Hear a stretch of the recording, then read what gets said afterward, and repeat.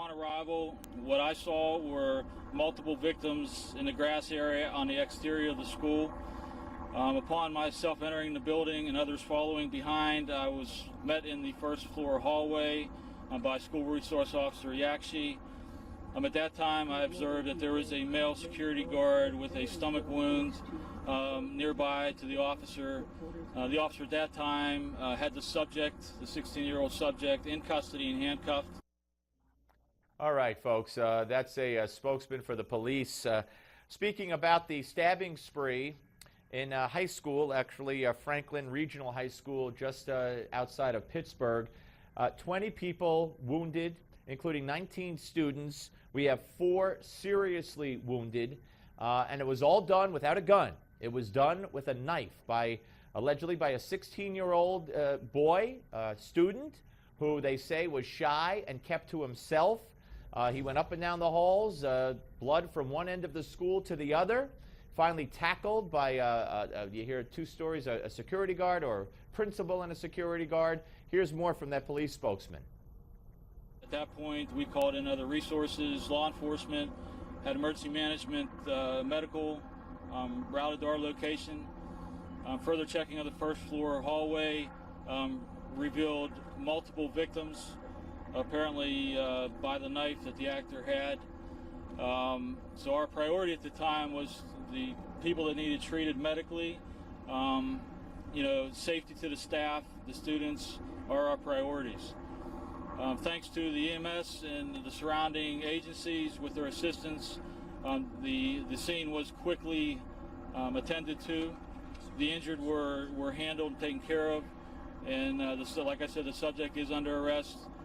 So the incident was brought to a conclusion at a fairly rapid pace. All right. Well, not rapidly enough, unfortunately, because when you're not allowed to have guns in a school, they didn't even have metal detectors in that school. When nobody has a gun, I sadly chuckle that a district official expressed relief that it was carried out, the attack was carried out with a knife and not a gun. I guess, but you got 4 people who were seriously wounded and you got 20 students or 19 students who were stabbed. This is outrageous and it's intolerable. And the way to combat this is with a metal detector. Of course, if you talk about metal detectors, you'll get a lot of people out there who will say, oh, you want to turn our school into a war zone, metal detector. A lot of high schools in New York City, if not all of them, have metal detectors. But also security guards or cops with guns, or teachers who want to with guns. If someone had a gun, they could have stopped the guy with a knife a long time prior to him stabbing 20 people, quite possibly. Outrageous, just outrageous, sad, very sad. I hear Piers Morgan's coming back to CNN for a week-long special on banning knives in the United States. Now, I'm not trying to make a light of this. I'm just trying to point out the foolishness and the absurdity of not arming people in schools in this day and age. It's a gun-free zone.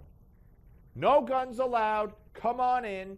Try something. You'll get away with it. You'll get caught eventually, but see how many you can mow down. That's what our schools are today. Except the private ones, like where the president's daughters go, and the host of Meet the Press, his kids go to the same school. They have cops, ex-cops, security guards, they got guns, and well, they should. But so should every school in America, ladies and gentlemen.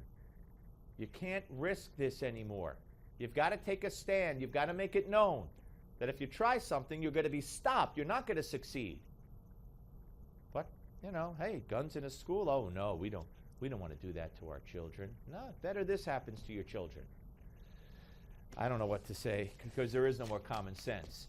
We're hoping to be joined momentarily, I'll let you know when, folks, by Congressman Tim Griffin, and a Republican from Arkansas, Ways and Means Committee member. And today, the House Ways and Means Committee voted 23-14 along strict party lines, as you might expect, to send a criminal referral to the Department of Justice to consider criminal prosecution against the former IRS official Lois Lerner, who, of course, took the fifth twice, two separate occasions. Now, the first time she took the fifth, she started with an opening statement and then took the fifth. Many legal scholars believe that you can't do that. Once you make an opening statement addressing the issue, you've blown your right to take the Fifth Amendment. So they want her to, be held to account and to be forthcoming and tell us what she knows. Now, everybody's entitled to take the fifth, and that's a constitutional right.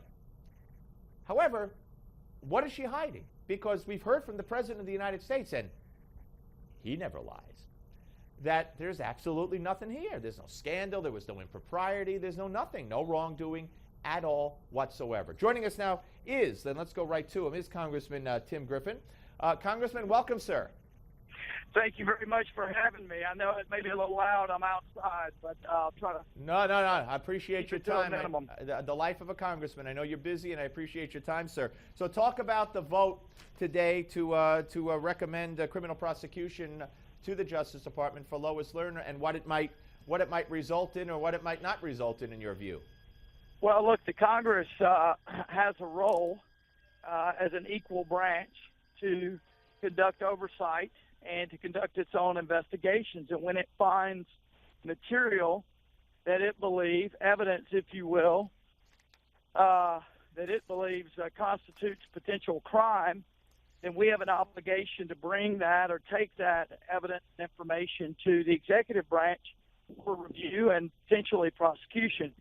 And that's what we did in this case. When I was much younger, I served as a investigative counsel on the House Government Reform Committee, and we on that committee, I wasn't a member then, but on that committee we referred matters to the Justice Department, and that's what this was.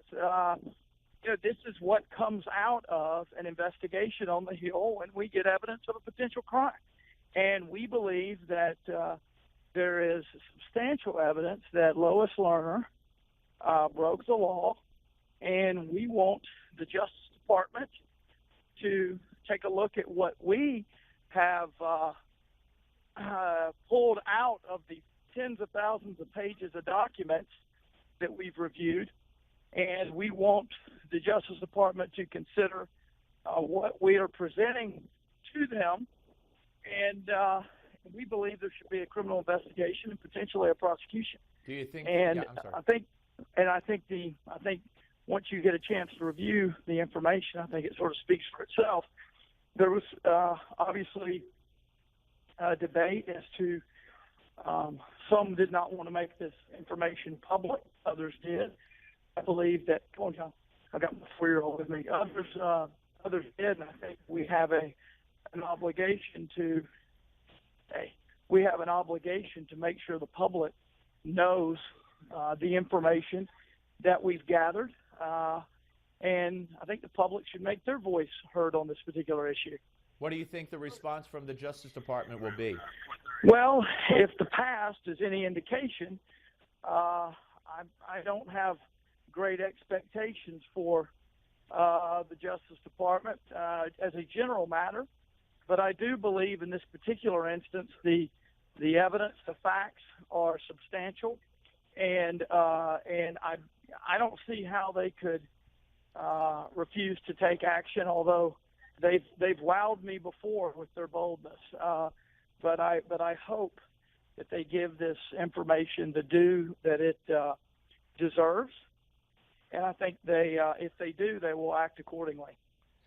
There's also a report of an IRS office, and they're investigating "Vote for Obama" stickers and other campaign paraphernalia that supports Obama in an IRA office. How inappropriate is that, and how surprising would that be for you to find that out? Well, I don't know all the specifics of that particular case.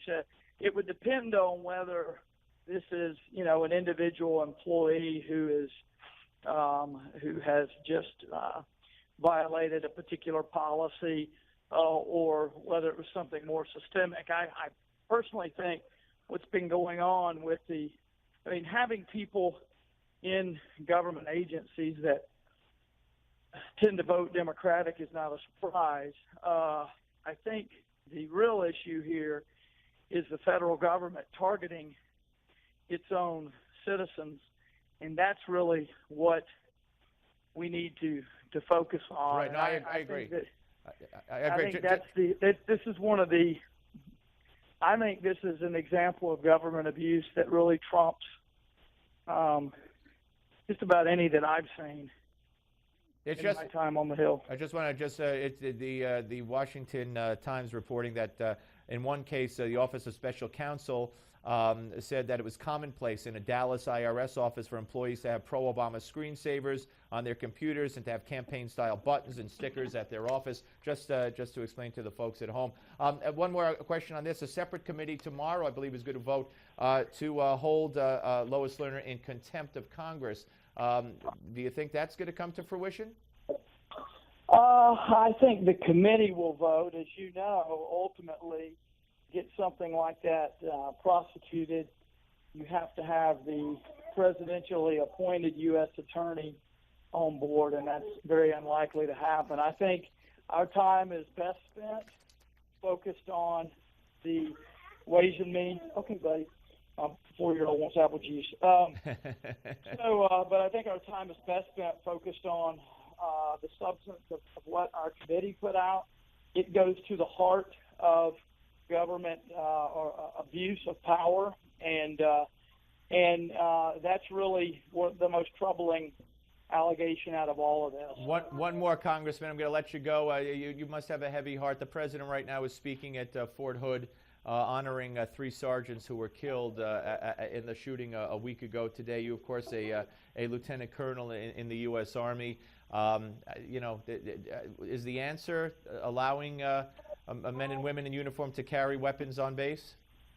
Well, I think that we need to take a look at all sorts of options, but one in particular, we need to continue to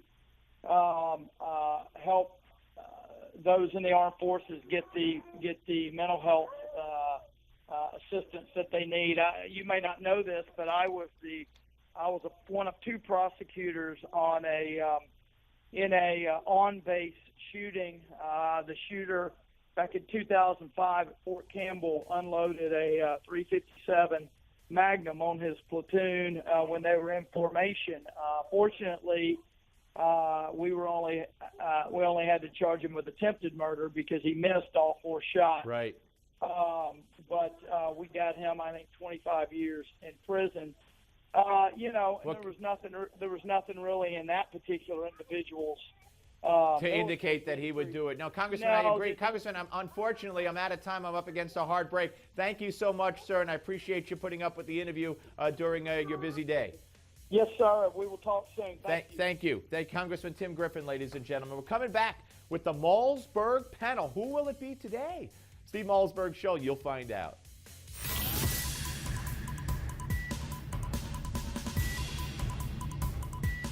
We don't just talk about the news, we talk to those making news. This is the Steve Malzberg Show.